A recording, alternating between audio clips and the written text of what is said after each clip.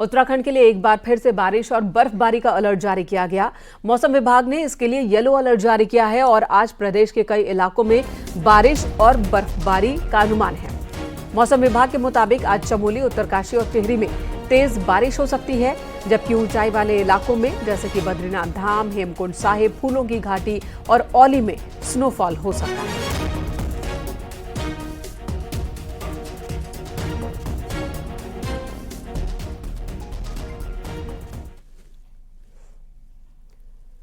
उत्तरकाशी के निचले इलाकों में सुबह से ही हल्की बारिश हो रही है और ऊपरी क्षेत्र में बर्फबारी भी शुरू हो चुकी है। तस्वीरें आपको गंगोत्री धाम की दिखा रहे हैं, जहां सुबह से हल्का स्नोफॉल हो रहा है। कड़ाके की ठंड पूरे क्षेत्र में महसूस की जा रही है। अगले 2 दिन इसी तरह का मौसम रहने वाला है, ये मौसम विभाग का अनुमान है। उत्तरकाशी में एक बार फिर से मौसम बदला है। ऊंचाई वाले क्षेत्र, यमुनोत्री की पहाड़ियों पर बर्फबारी हो रही है।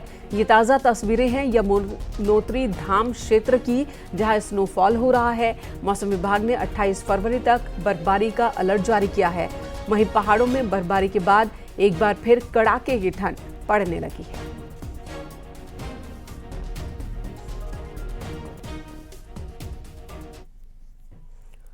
मौसम का ये बदलता रंग बद्रीनाथ धाम में भी देखने को मिल रहा है। ऊंचाई वाले इलाकों में बारिश और स्नोफॉल इस वक्त देर रात से चमोली की ऊंचाई वाले इलाकों में रुक रुक कर बारिश हो रही है।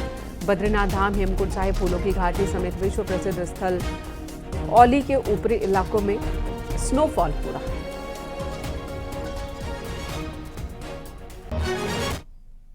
हालांकि अभी थोड़ी सी बारिश थमी हुई है, लेकिन पहाड़ों में आप देख सकते हैं कि मौसम लगातार बदला हुआ है और बद्रीनाथ धाम की जो चोटी है उस पर भी रात को बर्फबारी हुई है। इसके अलावा जितने भी पर्वत आपको दिखाई दे रहे हैं इस समय, चमोली के ऊंचाई वाले इलाके, जितने भी ये पहाड़ आपको दिखाई दे रहे हैं, इस पर पूरी तरीके से बर्फ अभी भी जमी हुई है। लगातार बर्फबारी हो रही है और मौसम विभाग ने जिस तरीके से उत्तराखंड में कुछ जिलों में येलो अलर्ट जारी किया हुआ है, तो उसका असर भी साफ दिखाई दे रहा है। निचले इलाकों की तस्वीरें आप देखिए किस तरीके से यहाँ पे अभी बादल छाए हुए हैं। बादल छाने से जो निचला इलाका है चमोली जनपद का, वहां पे मौसम बदला हुआ है और बारिश की संभावना बनी हुई है। वहीं सुबह शाम के तापमान में निरंतर गिरावट दर्ज की जा रही है और जो ठिठुरन भरी ठंड है वो एक बार फिर से सुबह शाम दिखाई दे रही है। हालांकि बर्फबारी होने के बाद पर्यटक भी अब पर्यटक स्थलों पर पहुंचेंगे, तो कहीं ना कहीं जो ये बर्फबारी है वो पर्यटक के लिहाज से काफी महत्वपूर्ण है, क्योंकि हिल स्टेशनों पर पर्यटक पहुंचेंगे, लेकिन स्थानीय लोगों के लिए कहीं ना कहीं मुश्किल भरी चीजें ये जरूर होती हैं। तापमान लगातार गिरता चला जाता है, जिसकी वजह से पानी तक जम जाता है। लेकिन फिलहाल अगर बात करें तो ये 2 दिन पहाड़ों में भारी से भारी बर्फबारी और बारिश के लिए मौसम विभाग ने अलर्ट जारी किया हुआ है। नितिन सेमाल, न्यूज 18, चमोली। रुड़की के मंगलौर इलाके में तानशेपुर गांव के पास पुलिस और बदमाशों के बीच एनकाउंटर हुआ, जिसमें एक बदमाश के पैर में गोली लगी। आपको बता दें, आरोपी रोहित ने 20 फरवरी को एक युवक की चाकुओं से गोदकर हत्या कर दी थी। वहीं आरोपी पर 10,000 का इनाम भी है, जबकि कई मुकदमे दर्ज हैं। मामले में पुलिस ने पहले ही 3 आरोपियों को गिरफ्तार किया है। तानशेपुर पुल के पास पुलिस अपनी चेकिंग में थी, तो जो वहाँ चेकिंग अधिकारी थे उनका कहना है कि एक व्यक्ति आया और पुलिस को देके भागा और फायर करके भागा है। तो पुलिस ने उसका पीछा किया और जवाबी फायर में उसके द्वारा 2 राउंड उसने किए, तो 1 राउंड पुलिस ने फायर किया तो इसके पैर में चोट लगी है। प्रथम दृष्टया ये वो मुलजिम है रोहित, ग्राम कुरड़ी का रहने वाला, जो 4 दिन पहले मंगलौर थाना क्षेत्र में एक मर्डर हुआ था, उसका मेन अभियुक्त है। उत्तरकाशी से बड़ी खबर, यहां बड़कोट नगर पालिका अध्यक्ष विनोद डोभाल को गिरफ्तार किया गया। विनोद डोभाल के साथ ही अंकित रमूला को भी गिरफ्तार किया गया है। यमुनोत्री के विधायक संजय डोभाल के भाई हैं विनोद। इन पर आरोप है कि इन्होंने जान से मारने की धमकी दी थी। डोभाल समेत एक अन्य आरोपी को पुलिस ने बुधवार को गिरफ्तार किया। गिरफ्तार हुए विधायक के भाई विनोद डोभाल हाल ही में बड़कोट नगर पालिका के अध्यक्ष निर्वाचित हुए हैं। दूसरे आरोपी को 10 फरवरी तक न्यायिक हिरासत में टिहरी जेल भेज दिया गया है। दरअसल पुलिस ने बीजेपी नेता प्रवीण रावत की शिकायत पर नगर पालिका अध्यक्ष विनोद डोभाल और अन्य आरोपी अंकित रमूला को गिरफ्तार किया है। प्रवीण रावत की एफआईआर के अनुसार मंगलवार रात उन्होंने यमुना नदी में खनन को लेकर पुलिस को सूचना दी थी। कुछ देर बाद अवैध खनन की सूचना पर प्रशासन की टीम पहुंची। आरोप है कि पुलिस की मौजूदगी में एक काली गाड़ी में सवार विधायक के भाई विनोद डोभाल ने बीजेपी अध्यक्ष की गाड़ी पर जानलेवा हमला किया था।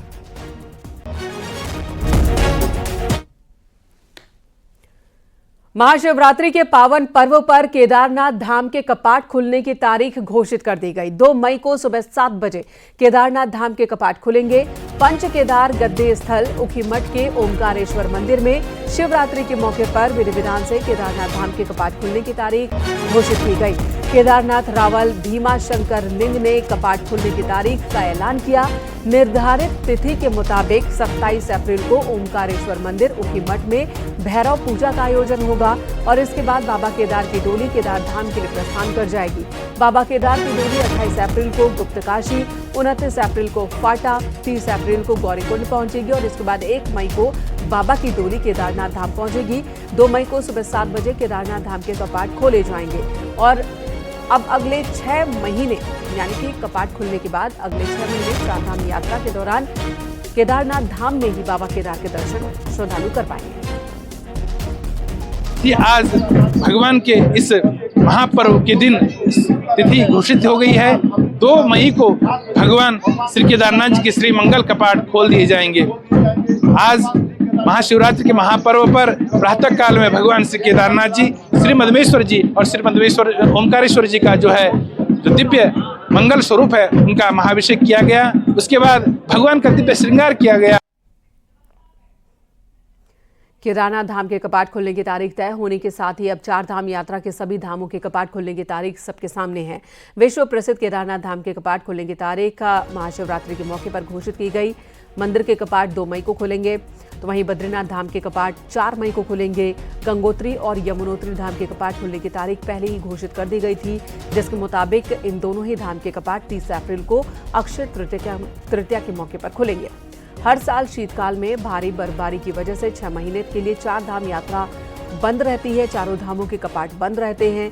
इस दौरान पूजा अर्चना शीतकालीन गद्दे स्थलों पर होती है।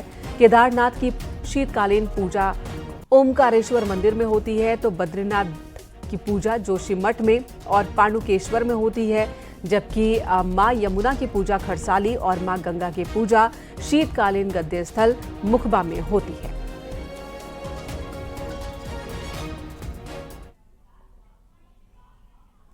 इसी बीच सीएम पुष्कर सिंह धामी ने कहा है कि इस साल की 4 धाम यात्रा की तैयारी युद्ध स्तर पर चल रही है। सभी विभाग अपना काम कर रहे हैं और इस बार की यात्रा में किसी भी श्रद्धालु को किसी भी तरह की कोई दिक्कत नहीं होगी, ये दावे उन्होंने किए हैं।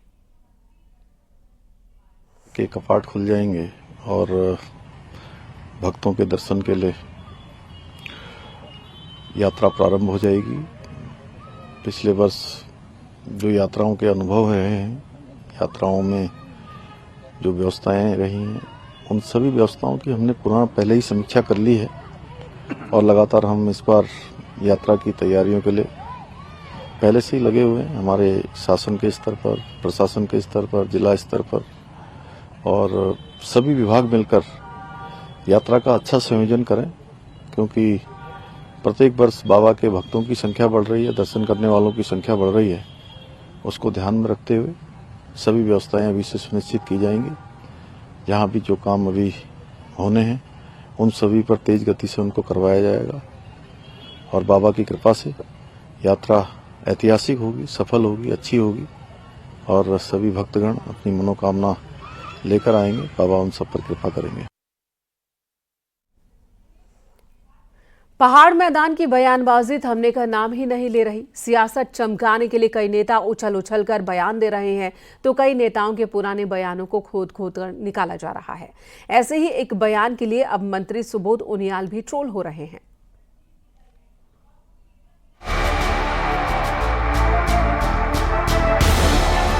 मंत्री सुबोध उनियाल का ये वीडियो ऋषिकेश नगर निगम के चुनाव प्रचार के दौरान का है, जब वो बीजेपी के मेयर कैंडिडेट शंभू पासवान के समर्थन में जनसभा में बोल रहे थे। शंभू पासवान बिहारी मूल के हैं। इस चुनाव में भी पहाड़ मैदान की सियासत खूब गरमाई थी। मंत्री कह रहे हैं कि जो आज उत्तराखंड मूल के हैं, एक जमाने में वो भी दूसरे प्रदेशों से यहाँ आकर बसे। मंत्री प्रेमचंद अग्रवाल का मामला उठा तो अब सुबोध उनियाल का ये बयान भी खूब ट्रोल हो रहा है। इस पर बुधवार को सफाई देते हुए मंत्री सुबोध उनियाल ने कहा कि उत्तराखंड में रहने वाले हर नागरिक उत्तराखंडी है। विपक्ष के कुछ लोग ऐसे मसले उठाकर अपनी राजनीतिक रोटी सेक रहे हैं और बातों को फैलाकर राज्य का माहौल खराब कर रहे हैं। ये लोग महाराष्ट्र से हैं, हम उनियाल बिहार से हैं, बागुना बंगाल से हैं, हमारा ये भाई रविंद्र भाई ये राजस्थान से आए, ये कविता साहब बोली हम भी राजस्थान, हमारे एक जितने लोग सुनाया सब बहर का मुल्कों से एक बसे और आज हम बहर भीतर था करना। ये राज्य का निर्माण में केवल पहाड़ियों को हाथ था मारू। कांग्रेस का कहना है कि राजनीतिक रोटी तो बीजेपी सेक रही है। लोग देख रहे हैं कि पहाड़ मैदान बीजेपी के नेता कर रहे हैं। कांग्रेस का कहना है कि लोगों को विभाजित करने की बीजेपी की नीति रही है। उत्तराखंड के मूल स्वरूप से छेड़छाड़ होगी तो लोग सवाल करेंगे ही। राजनीतिक रोटियां कौन सेक रहा है और क्यों सेकेगा? भाई खिचड़ी पकाने का काम तो सुबोध उनियाल जी भी उसमें भागीदार है। और सच्चाई ये है कि जब प्रेमचंद अग्रवाल जी ने कोई बात कही थी सदन में तो क्या रिकॉर्ड से उसको हटाया विधानसभा अध्यक्षा ने? सवाल ये उठता है कि बार बार प्लेन बाहर करने का काम कौन कर रहा है? अगर भाजपा नहीं कर रही है तो बता दे। पहाड़ मैदान का मुद्दा और उस पर आरोप प्रत्यारोप, सियासी गलियों से लेकर सोशल मीडिया प्लेटफॉर्म तक ट्रैफिक जाम जैसी स्थिति है। ऐसे में सियासी बयानबाजी की लड़ाई कहां जाकर थमेगी, कहां नहीं जा सकता। न्यूज़ 18 के लिए देहरादून से सुनील नवप्रभात की रिपोर्ट। बीजेपी के ट्रेनिंग प्रोग्राम की राह पर अब कांग्रेस भी चलने जा रही है। इसमें कांग्रेस के सीनियर लीडर्स कार्यकर्ताओं को ऐसे टिप्स दे रहे हैं जिससे कार्यकर्ताओं का पार्टी से एक तो मोह भंग ना हो और दूसरा मुद्दे को भुनाने में पार्टी लाइन में रहकर काम कर सके।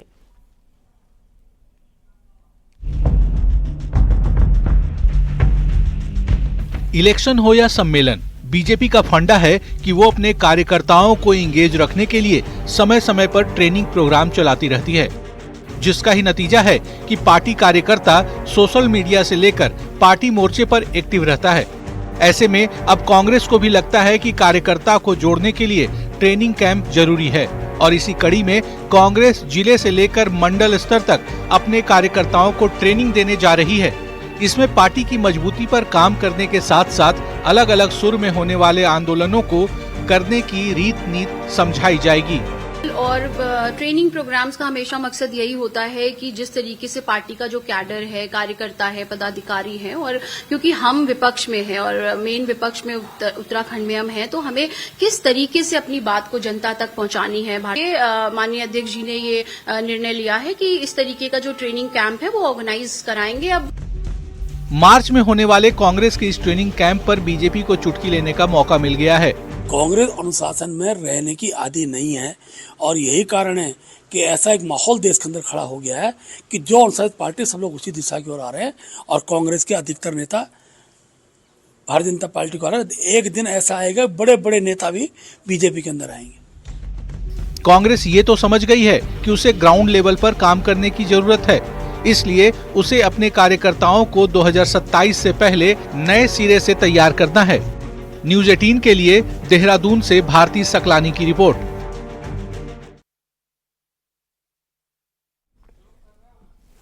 कॉर्बेट में आज से जलीय जीवों की गणना शुरू हो जाएगी। ये गिनती 1 मार्च तक चलेगी। 3 दिवसीय इस काम में यानी कि अभियान में कॉर्बेट प्रशासन ने 22 टीमों का गठन किया है, जिनमें तकरीबन 70 कर्मचारी शामिल हैं। इस गणना में मगरमच्छ, घड़ियाल और उदबिलाव की गिनती की जाएगी। कॉर्बेट की लाइफलाइन रामगंगा नदी और रामगंगा डैम में ये कार्यक्रम चलाया जाएगा, जहां पर हर साल फरवरी के महीने में आयोजित की जाती है ये गिनती, ताकि जलीय जीवों का सही आंकड़ा पता लगाया जा सके।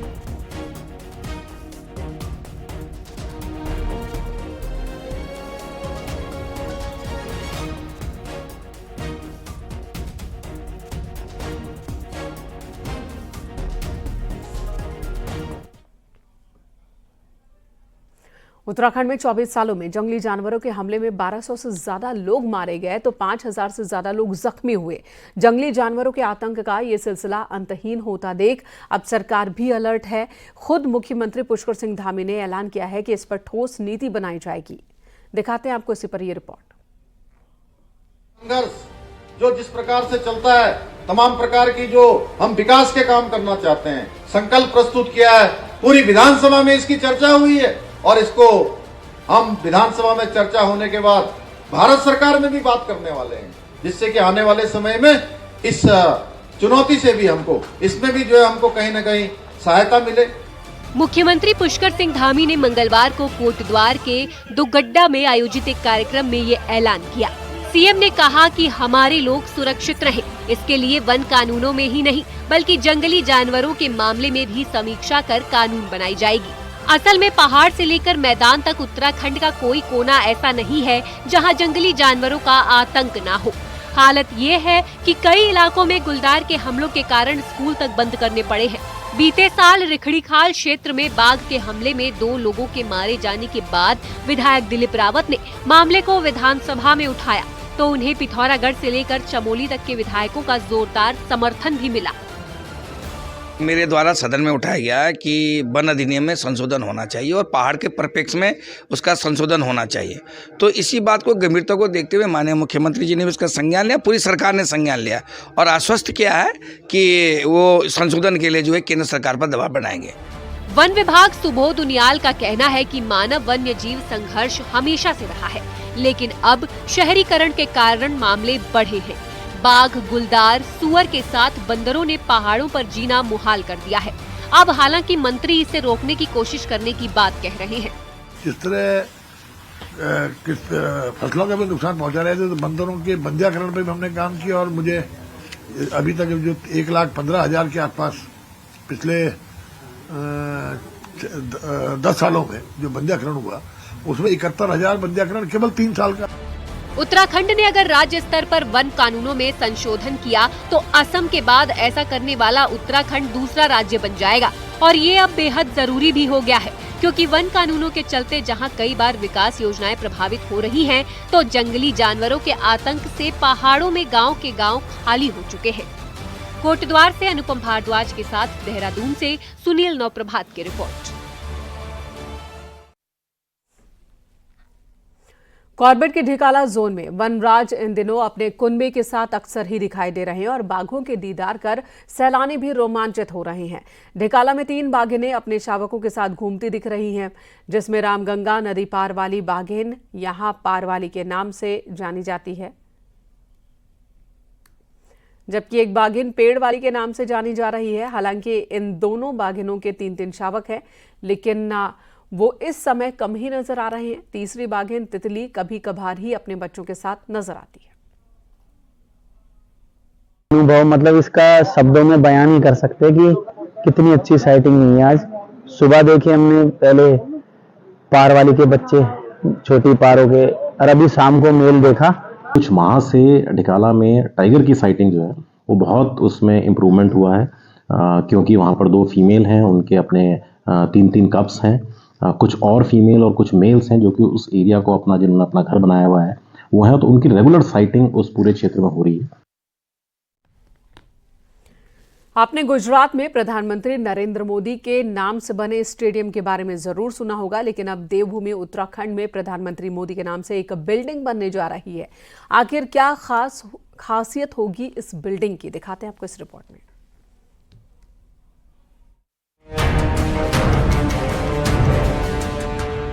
कुमाऊं के सबसे बड़े शहर हल्द्वानी में इस पुरानी तहसील वाली जगह पर आने वाले दिनों में 7 मंजिला आलीशान बिल्डिंग बनकर तैयार हो जाएगी, वो भी प्रधानमंत्री नरेंद्र मोदी के नाम से। इस एक बिल्डिंग के नीचे हल्द्वानी के सिटी बस अड्डे से लेकर बड़ी पार्किंग, एसडीएम ऑफिस, तहसील, लाइब्रेरी तक सब कुछ होगा और इसे बनाया जा रहा है प्रधानमंत्री नरेंद्र मोदी के द्वारा दिए गए 2200 करोड़ के बजट से। उसी में एक नमो बिल्डिंग हम बनाने जा रहे हैं जो कि माननीय नरेंद्र मोदी जी के आशीर्वाद से बन रही है, तो उसका नाम भी हमने नमो बिल्डिंग रखा है। नमो बिल्डिंग में ये 7 मंजिला इमारत बनने जा रही है, उसके टेंडर भी ओपन हो गए, अगले मार्च तक उसके टेंडर भी हो जाएंगे इसमें सभी हमारे एसडीएम कोर्ट हो, रजिस्ट्रार ऑफिस हो, तहसील हो, ये सारे ऑफिस उसमें चले जाएंगे। इसी प्रकार रोडवेज का बस अड्डा हो और लगभग 600 गाड़ियों की पार्किंग हो, ये सब उसमें बनने वाले हैं। दरअसल 2022 के विधानसभा चुनाव से पहले प्रधानमंत्री नरेंद्र मोदी ने हल्द्वानी के विकास के लिए 2200 करोड़ के पैकेज का ऐलान किया था, जिससे हल्द्वानी में सीवर से लेकर सड़क तक का काम जारी है और इसी पैकेज से हल्द्वानी में मल्टी स्टोरी बिल्डिंग बन रही है, जिसका नामकरण प्रधानमंत्री मोदी के नाम से होगा। इसे धामी सरकार तय कर चुकी है। हल्द्वानी से न्यूज़ 18 के लिए शैलेंद्र नेगी की रिपोर्ट।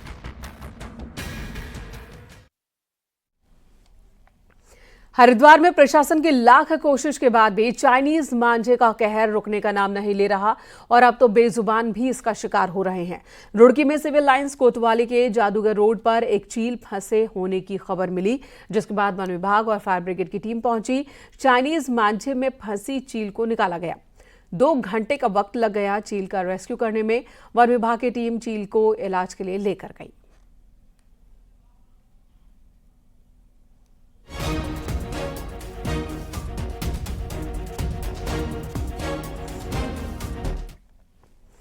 महाकुंभ को लेकर प्रधानमंत्री नरेंद्र मोदी ने एक चिट्ठी लिखी है, एक लेख लिखा है और लिखा है, एकता का महायज्ञ संपन्न हुआ।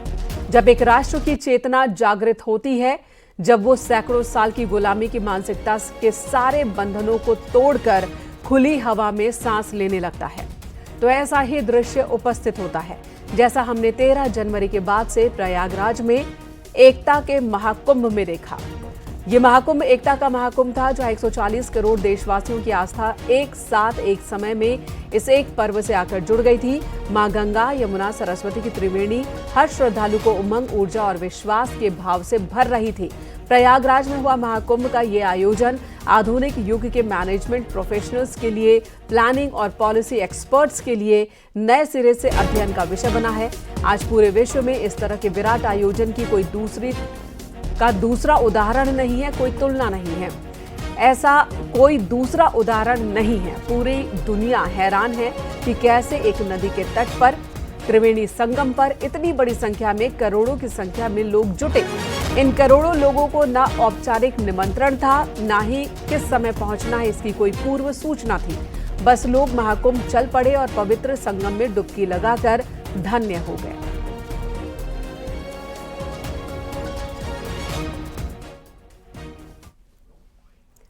पीएम मोदी ने एक लंबा लेख लिखा है महाकुंभ के संपन्न होने पर। और अगली खबर का रुख कर लेते हैं। आज देश में किसी भी काम के लिए आधार सबसे जरूरी डॉक्यूमेंट है और अब तो आपको नैनीताल में बोटिंग करनी है तब भी आधार कार्ड की जरूरत है। क्या है ये पूरा मामला, आपको दिखाते हैं इस रिपोर्ट में।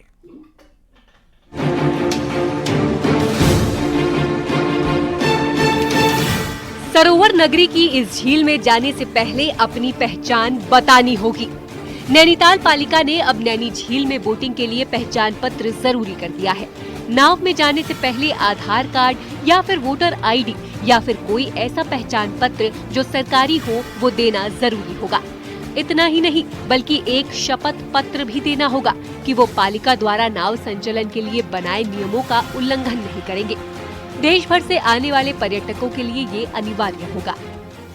पिछले कई दिनों से हमारे पास इस प्रकार की शिकायतें आ रही थी कि कई सारे पर्यटक बिना लाइफ जैकेट के या फिर कुछ तैरने की घटनाएं भी आई हैं, क्योंकि इसमें तैरना तो अलाउ नहीं है। तो हमने एक व्यवस्था बनाई है कि इस बार से हम सबकी एक आईडी भी रखेंगे और उसके अलावा हम एक अंडरटेकिंग भी लेंगे सबसे कि वो किस प्रकार की गतिविधियाँ उसमें वर्जित हैं तो उसको नहीं करेंगे। इससे ये होगा कि जो भी व्यक्ति इस नियम का उल्लंघन करता हुआ पाया जाता है तो उसकी आईडी के आधार पर उस पर कार्रवाई भी की जाएगी नियमानुसार। दरअसल नैनीताल की इस झील में 220 के करीब नाव हैं और बोटिंग के लिए नियम तो बने हैं, लेकिन उनका पालन कम ही होता रहा है। कई बार पर्यटक पैडल बोट में सफर के दौरान झील में नहाने लग जाते हैं, तो कई बार अन्य अवैध गतिविधियों में शामिल रहते हैं। पर्यटक की पहचान नहीं होने के चलते पालिका प्रशासन नाव चालकों पर जुर्माना लगा देता है, लेकिन अब आईडी देने से झील में कुछ भी करना आसान नहीं रहेगा। नगर पालिका प्रशासन की तरफ से जो भी ये कार्रवाई हो रही है अच्छी है, ये हमारे लिए भी अच्छी है।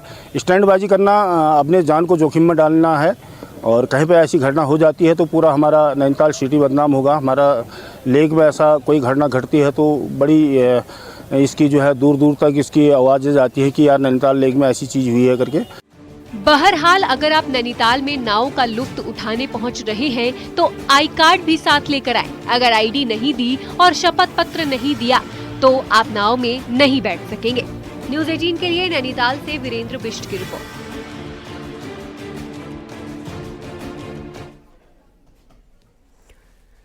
उधर उत्तरकाशी के डूंडा में स्थापना दिवस मेले की धूम देखने को मिल रही है। बड़ी संख्या में ग्रामीण मेले में पहुंच रहे हैं। मां रेणुका क्षेत्र के प्रसिद्ध देव देवताओं के दर्शन कर रहे हैं और मेला का लुत्फ उठा रहे हैं। मेले में क्षेत्र के लोक कलाकार आकर्षण का केंद्र बन गए हैं।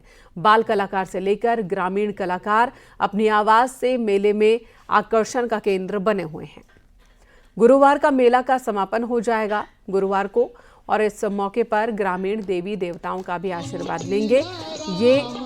इस मेले का उद्देश्य रहता है कि क्षेत्र में आपसी भाईचारा प्रेम बना रहे और संस्कृति से सभी रूबरू हो सके। ये जो मेला है इसका मकसद है कि हमारी जो लोक संस्कृति और हमारी जो धरोहर है वो संरक्षित रहे और यहाँ पे हमारे जो लोक कलाकार हैं उन्हें मंच मिले, स्थानीय लोग हैं उन्हें रोजगार मिले और यहाँ पे अपने राज्य सरकार और केंद्र सरकार द्वारा जो भी जन कल्याणकारी नीतियाँ हैं उसका भी यहाँ पे लोग लाभ ले रहे हैं। और यहाँ पे देव डोलियों का मिलन भी होता है। विभिन्न क्षेत्रों से देव डोलियाँ यहाँ पे आती हैं। यहाँ पे संगम होता है देव डोलियों का और पूजा अर्चना के साथ यहाँ पे खुशहाली की कामना की जाती है।